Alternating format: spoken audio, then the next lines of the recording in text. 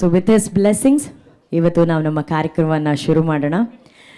Okay, ಒಂದು ದೊಡ್ಡ important announcement ಇದೆ. ಅದರ ಲೀಡ್ ಏನಪ್ಪ ಅಂದರೆ, ನೀವೆಲ್ಲರೂ ಅಂದ್ಕೊಂಡಿರ್ತೀರ ಈ ಲಿರಿಕಲ್ ವಿಡಿಯೋಲಿ ಇದೇ ಜಾಕೆಟ್ ಹಾಕ್ಕೊಂಡು ಧ್ರುವ ಸರ್ ಅವರು, ರೇಷ್ಮಾ ಅವರು ಸಿಂಪಲ್ ಆಗಿ ಡ್ಯಾನ್ಸ್ ಮಾಡಿಬಿಟ್ರಲ್ಲ ಅಂತ ಅಂದ್ಕೊಂಡಿರ್ಬೋದು.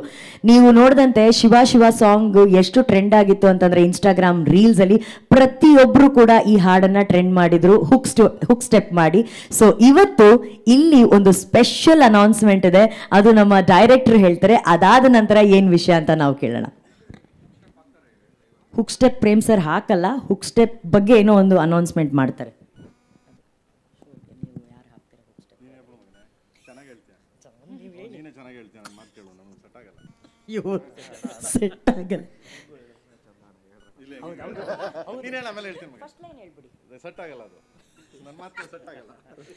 ಆಕ್ಚುಲಿ ನಮ್ಮ ಧ್ರುವ ಸರ್ ಹೇಳ್ತಾರೆ ಅದು ವಿಷಯ ಏನು ಅಂತ.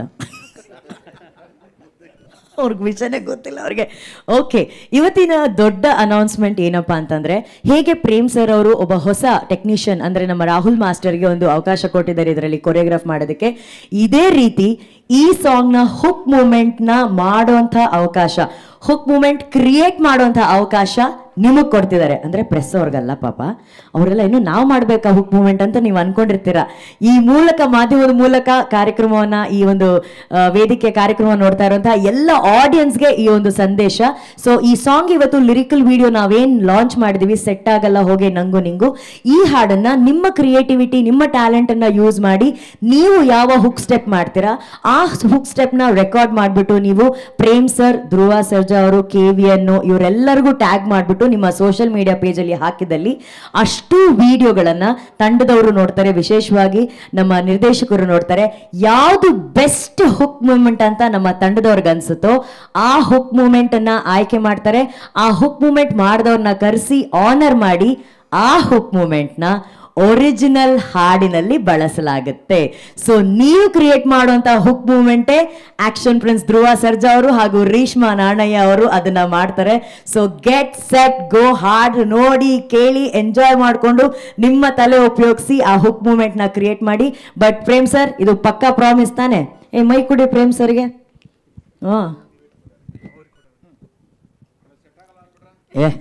ಅವ್ರು ಇದನ್ನೇ ಅವರೇ ಸೆಟ್ ಮಾಡಿರೋದು ಅಲ್ವಾ?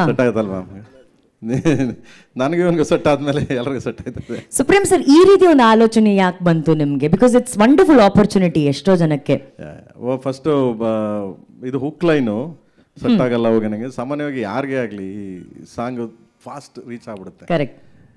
ಮಕ್ಳಿಗಾಗ್ಲಿ, ಅಜ್ಜಿದಿರ್ಗಾಗ್ಲಿ, ಲವರ್ಸ್ಗಾಗ್ಲಿ, ಗಂಡ ಹೆಂಡ್ತಿರ್ಗಾಗ್ಲಿ, ಯಾರಿಗಾದ್ರೂ ಕರೆಕ್ಟ್, ಏನೇ ಪ್ರಾಬ್ಲಮ್ ಆದ್ರೂ ನಂಗೆ ನಿಂಗೆ ಸೆಟ್ ಆಗಲ್ಲ ಹೋಗಿ ಅಂತೀವಿ. ಯಾವಾಗ ನಂಗೆ ಸೆಟ್ ಆಗಲ್ಲ. ಅವ್ರು ರೈತ ಗದ್ದೆ ಉಳೋನೂ ಅಷ್ಟೇ. ಸೊ ಅವನು ಉಳ್ತಾ ಇರ್ಬೇಕಾದ್ರೆ ಯಾವ್ದಾರು ಎತ್ತುಗಳೇನಾದ್ರು ಒಂದು ಪ್ರಾಬ್ಲಮ್ ಮಾಡಿ ಹಿಂದೆ ಮುಂದೆ ಹೋದ್ರೆ ಅದು ಹೇಳ್ತಾರೆ, ಇದಕ್ಕೆ ಯಾಕೋ ನನಗೂ ಸೆಟ್ ಆಗಲ್ಲ ಇದಕ್ಕೆ ಅಂತ ಹೊಡಿತೀವಿ. ಹಂಗೆ ಅದು ತುಂಬ ಎದುರು ಪದ. ಸೊ ಅದು ತುಂಬ ವಾಡಿಕೆ ಪದ ಆಗಿರೋದ್ರಿಂದ. ಆಮೇಲೆ ನಾನು ಮಾಸ್ಟ್ರು ಅವರೆಲ್ಲ ನಮ್ಮ ಹುಡುಗರೆಲ್ಲ ಕುತ್ಕೊಂಡು ಕಂಪೋಸ್ ಮಾಡ್ತಿದ್ರು. ಸೊ ಧ್ರುವ ಅವರೆಲ್ಲ ಈಗ ನೋಡಿದ್ರೆ ನೀವು, ಇದೆಲ್ಲ ಜಸ್ಟ್ ಲೈಕ್ ಅದು ಕಂಪೋಸಿಂಗ್. ಅದು ಮಾಡ್ಬೇಕಾದ್ರೆ ನನಗೊಂದು ಅನ್ಸ್ತು. ಆಮೇಲೆ ನಾನು ಶ್ಯಾಮಣ್ಣನ ಹತ್ರ ಮಾತಾಡ್ತಾ ಇದ್ದೆ. ಶ್ಯಾಮಣ್ಣ ಐಡಿಯಾ ಕೊಟ್ರದ್ನ, ಹಿಂಗ್ ಮಾಡಿದ್ರೆ ಹಂಗಾಗತ್ತೆ ನೋಡಿ ಪ್ರೇಮ್ ಅಂತ, ಜಗೇಶ್ ಸರ್ ಸ್ಟೈಲಲ್ಲಿ, ಹಿಂಗಾದ್ರೆ ಹಂಗಾಗತ್ತೆ ಅಂತ. ಸರಿ ಹಂಗೆ ಮಾಡೋಣ ಅನ್ಬಿಟ್ಟು ಅದನ್ನ ಮಾಡಿದೀವಿ. ಸೊ ಯಾರೇ ಮಾಡಿದ್ರು ಅದು ಹುಕ್ ಸ್ಟೆಪ್ ನಾವು ಅದನ್ನ ತಗೊಂಡ್ರೆ ಅದನ್ನ ನನ್ನ ಸಿನಿಮಾದಲ್ಲಿ ಈ ಹುಕ್ ಸ್ಟೆಪ್ ನ ಅಳವಡಿಸ್ತೀನಿ. ಮತ್ತೆ ಅದಕ್ಕೊಂದು ಸ್ಟೇಜ್ ಕ್ರಿಯೇಟ್ ಮಾಡಿ ಇದನ್ನ ನಾವು ಯೂಸ್ ಮಾಡಿದೀವಿ ಅಂತ ಅವ್ರಿಗೆ ನಾವು ಆನರ್ ಮಾಡ್ತೀವಿ. ಖಂಡಿತವಾಗ್ಲು ಅದು ಪ್ರತಿಯೊಬ್ಬರಿಗೂ ಇದಾಗ್ಲಿ, ಹೊಸ ಪ್ರತಿಭೆಗಳು ಹುಟ್ಟುಗಲಿ. ಸೊ ಇದರಿಂದ ಅಂತ, ಯಾಕಂದ್ರೆ ಪ್ರತಿಯೊಬ್ಬರು ಎಲ್ಲ ಹೊಸೊಬ್ಬರ ಕೈಲಿ ಸಾಹಿತ್ಯ ಬರೆಸ್ತೀನಿ, ಎಲ್ಲ ಹೊಸೊಬ್ಬರನ್ನ ಇಂಟ್ರೊಡಕ್ಷನ್ ಮಾಡೋದ್ರಿಂದ ಇದು ಒಂದು ಹೊಸದು ಇದಾಗ್ಲಿ ಅಂತ ಫಸ್ಟ್ ಟೈಮ್ ಮಾಡಿದೀವಿ.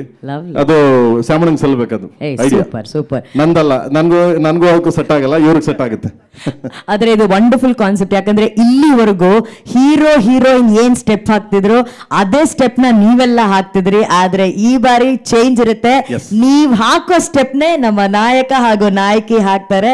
ಇದು ನಿಜವಾಗ್ಲೂ ಸಿನಿಮಾ ಪ್ರೀತಿ ಅಂತ ಅಂದ್ರೆ. ಖಂಡಿತ. Nice nice. ಓಕೆ, ಇದು ಒಂದು ಕಡೆ. ಆದ್ರೆ ಪ್ರೇಮ್ ಸರ್, ಈ ಸೆಟ್ ಆಗಲ್ಲ ಹೋಗ ನಂಗೆ ನಿಂಗೆ ಅದೆಲ್ಲ ಓಕೆ, ಈ ಸೆಟ್ ಆಗಿರೋ ಕಾಂಬಿನೇಷನ್ ಬಗ್ಗೆ ಮಾತಾಡೋಣ.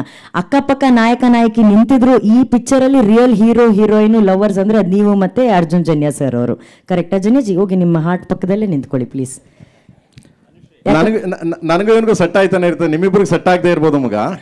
ನನಗೆ ಅವನಿಗೂ ಸೆಟ್ ಆಗ್ತಾನೆ ಇರ್ತದೆ ಯಾವಾಗ್ಲೂ, ಎಲ್ಲ ವಿಷಯದಲ್ಲೂ ಸೆಟ್ ಆಗುತ್ತೆ ನನಗೆ ಅವನಿಗೂ. Correct correct. ಅಲ್ಲ ಮಗನೇ, ಅದು ಮೇಡಮ್ ಯಾವಾಗ್ಲೂ ಹೇಳ್ತಿರ್ತಾರೆ, ನನಗೆ ಗೊತ್ತಿಲ್ಲ ಅದು ಏನ್ ಮಾಡ್ತಿರ್ತಾರೆ ಅರ್ಜುನ್ ಮತ್ತೆ ಪ್ರೇಮ್ ಸರ್ ಯಾವಾಗ್ಲೂ ಒಟ್ಟಿಗೆ ಇರ್ತಾರೆ ಅಂತ ಹೇಳ್ಬಿಟ್ಟು.